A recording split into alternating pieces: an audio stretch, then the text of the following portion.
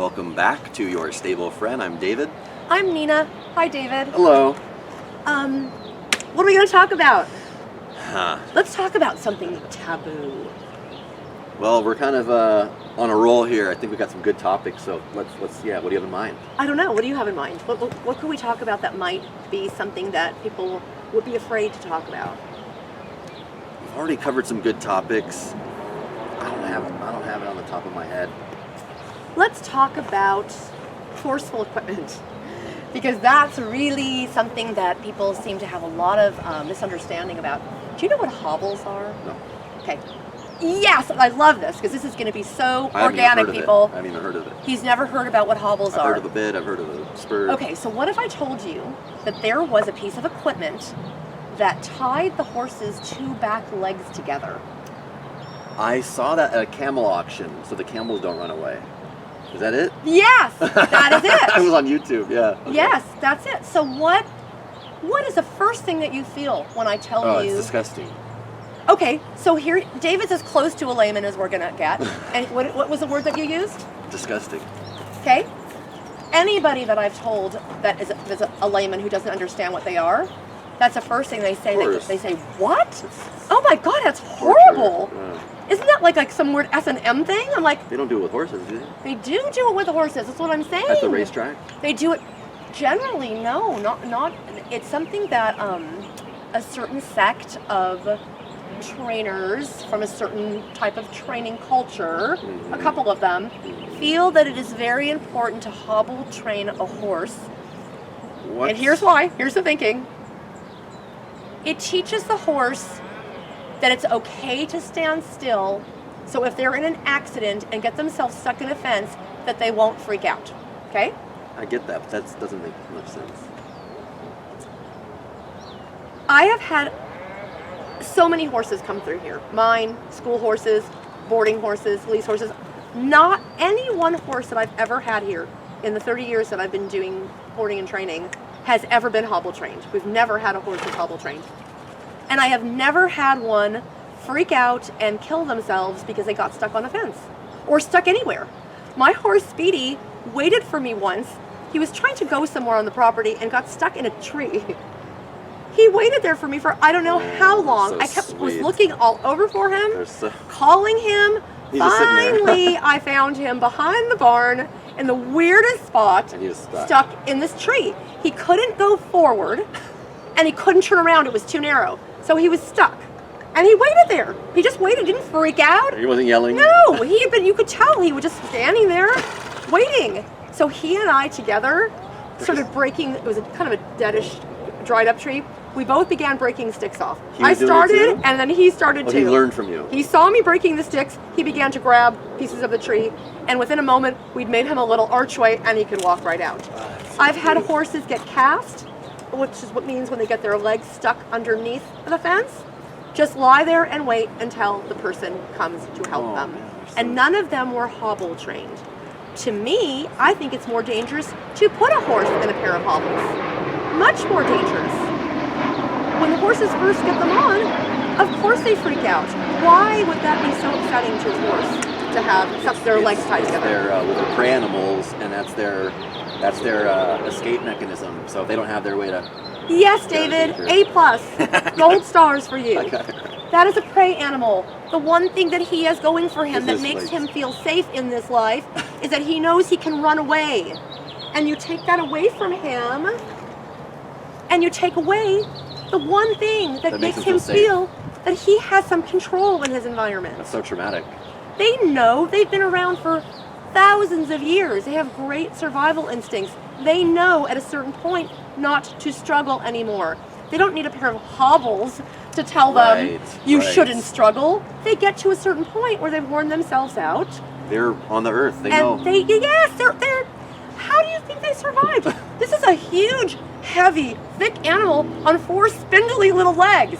And their brain has evolved over all these years for all these situations. Otherwise, you'd be having dozens of broken legs every day. A vet would have dozens of broken legs every day if that was the case. It is so ridiculous, the lies that people will tell themselves to make a certain training article okay in my book. Justification. It's okay in my book because this is going to save my horse from freaking out when it gets stuck on something. All right, what else do you tell yourself? You know? That's what we do. What else do you believe? So I thought it'd be fun to ask you about the hobbles because this is something that comes up continuously. Sounds ancient though. It's so archaic. I mean, talk about archaic. This is so archaic. You can teach your horse to ground tie, and that's when we do stand and wait. That's the beginning of what we call ground tying. Oh, the stand and wait Stand and wait. When you tell a horse, you're just going to stand here for I'm gonna walk a while. away. I'm going to go away. Don't follow me. Yeah, let's see how long you can stand here. Why did you bring up the stand and wait? Because that is another solution to something that you could in case they get in a hairy for situation. hobbling. Yeah, you could teach your horse to stand and wait for quite a while. But at least they know that if there was an emergency, they're not restrained. There's not something on them restraining them. Yeah, they know, okay, I am going to be really good. I'm going to wait because I was asked to wait. I can wait a long time. You can wait a long time and someone will come get me. And I will be okay. And I'm not being restrained. I have some choice in this matter. Than doing something that's so forceful, tying their back legs. And guess what? I heard something funny because I know so little about it myself. I've never used them. That horses that are hobbled can run with the hobbles on. So then why are you doing it? Right, and Doesn't actually make will any lead sense. to more risk of injury. Yeah, so now horses, I heard a story about horses at a campsite that were all hobbled to be overnight because there was no enclosure for them. And they were all hobbled, and there was a predator that came into a bear, I believe. No. And the horses took off in this crazy they got away. running in the front and hopping in the back. I mean, how fun is that? So it doesn't even work, really. So savage. Yeah, and all you've done now is create an even more dangerous situation. Right, greater risk of injury. We're going to get a lot of comments about this one because I know it's a very hot button issue. Every time I go to certain pages that talk about things like this, it's a very hot button. But I wanted to get you on film before you learned about it someplace else to see what your organic reaction is to hearing about tying the horse's two back legs together. I feel like you could have answered it for me. No, Yeah, but I wanted to see the look on your face, and I wanted to hear reaction. what word you were going to assign to it. And I love that you assigned disgusting. That was the word that or you savage. felt. Savage, disgusting. Yeah. You're just downing them up, and it's like torture. Yeah. Very anti what's in their DNA. Look at him, he's just hanging out with us. How How could you? He's not hobbled, and he's just standing right there. Can you believe it? He likes being around us. Yeah. Can you believe that? How could you do that to these guys? So that's what we're here. That's what we're here to share. Some of these controversial issues. It's controversy. It's controversial. It will definitely have some. We'll have some comments about this one, but it's stuff that you've got to start thinking about because if you're doing it, it's because you learned it. And it's because the person who taught it to you learned it from somebody else, and the person that they learned it from, this was now hundreds of years ago. Let's all update. Let's do a systems update. And back to the mission statement of why we started this channel. If Nina was just teaching riding, we wouldn't have to be here because there's already videos. We want to share the ethical and the psychological and the spiritual evolution and growth of horsemanship and horsepersonship. So that's really why we're doing this.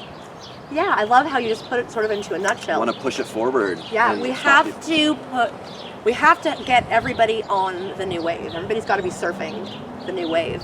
And that's a young person. I mean, you're young, but that's like a cool thing. Yeah, so, we got to surf the new wave together.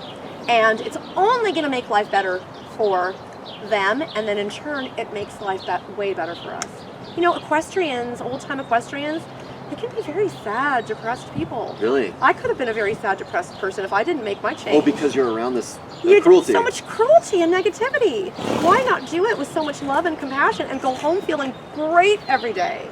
You know? Why not?